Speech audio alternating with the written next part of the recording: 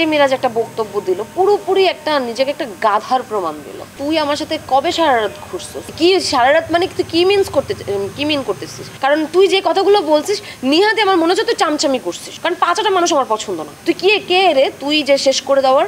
তোকে তো আমি গোনাতেই ধরি না। এই যে মেরাজ ছোট ভাই, যাকে আমি ছোট ভাইয়ের মতন আদর করি, এখনো করি। আমি জানি না ও আমার ব্যাপারে কি বলছে, কেন বলছে, আমি সত্যি জানি না। তো ওকে আমি প্রচণ্ড ভালোবাসি, ছোট ভাইয়ের মতন করে ভালোবাসি।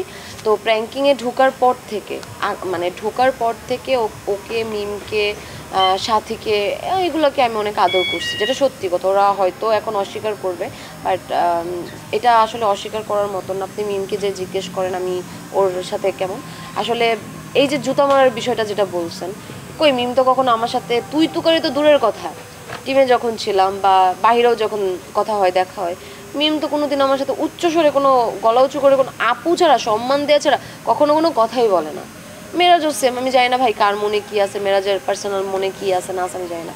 এই যে মেরাজ একটা বক্তব্য দিল, পুরোপুরি একটা নিজেকে একটা গাধার প্রমাণ দিল।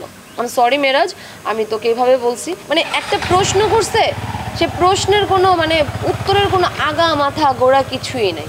হ্যাঁ, বলতেছে একে নিয়ে তো ঘুরতে যাইতেই পারে। আরে ভাই কার পার্সোনাল লাইফে কি আছে না আছে? হ্যাঁ, তুই আমার সাথে কবে সারা রাত ঘুরছিস? ওই 1 ঘন্টা 1.5 ঘন্টা আড্ডা দেওয়া, কথা বলাকে তো সারা রাত বলে না। একটু কমন সেন্স নিয়ে কথা বল, যে কি সারা রাত মানে তুই কি মিন করতেছিস? আমি তোর সাথে সারা রাত ছিলাম বাইরে। মোনালিসা হেভি ফ্লো 15 পিস প্যাকেটের সাথে 8 পিসের একটি প্যাকেট একদম ফ্রি। একজন মানে তুই আমাকে নিয়ে এটা কি ধরনের কথা? তুই ছোট ভাই হিসেবে তোর সাথে তুই কাকে মিলাচ্ছিস? তুই আর আমি এক, মানে সজীবের সাথী এক। সজীবের সাথে তুই আমাকে আর তোকে মিলাচ্ছিস? ছাগল নাকি? ছাগলের প্রমাণ দিল। আমি সরি মেরাজ, আমি তোকে এইভাবে বলছি, কারণ তুই যে কথাগুলো বলছিস নিহাতে আমার মনে হচ্ছে তুই চামচামি করছিস। আমি সরি, কারণ পাঁচটা মানুষ আমার পছন্দ না। যেসব পুরুষ মানুষ মানে সৎসাহস নাই কথা বলার মতন, যেসব পুরুষ মানুষ মেরুদণ্ডহীন হয়, আমি তাদেরকে পুরুষ বলেই গণ্য করি না। আমার যদি কাউকে মিউ করে কথা বলতে হয়, কোনো মেয়েকে গণ্য করে কথা বলতে হয়, আমাকে যদি ওই রকম কথা বলার মতন সাহসটুকু না থাকে, আমি ওইগুলোর পুরুষ মানুষ বলেই গণ্য করি না। আবার caption this is the end. কিসের দি এন্ড? তুই কে রে তুই যে শেষ করে দেওয়ার? তোকে তো আমি গোনাতেই ধরি না। যেখানে কথা হচ্ছে বড়দের মধ্যে, ও ছোট মানুষ, ও কে শেষ করে দেওয়ার? আমার কথা বয়সের দিক থেকে তো আমি ওর সিনিয়র, আমি অ্যাজ এ বড় বোন হিসেবে হলো আমি ওকে শাসন করে এই কথাটা বলতে পারি।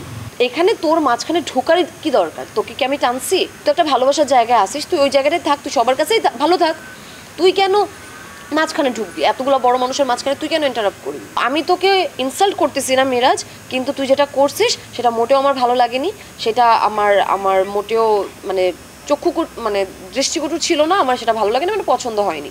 তুই আমাকে নিয়ে বলছিস যে কথাটা, সেটা আমার মোটেও পছন্দ হয়নি। দ্যাটস ওয়াই সেটা রিপ্লাই আমি এভাবে রেগেই দিলাম। তুই যদি মনে করে থাকিস যে আপু এটা আমি রেগে দিছি, হ্যাঁ আমি এটা রাগ করে দিছি।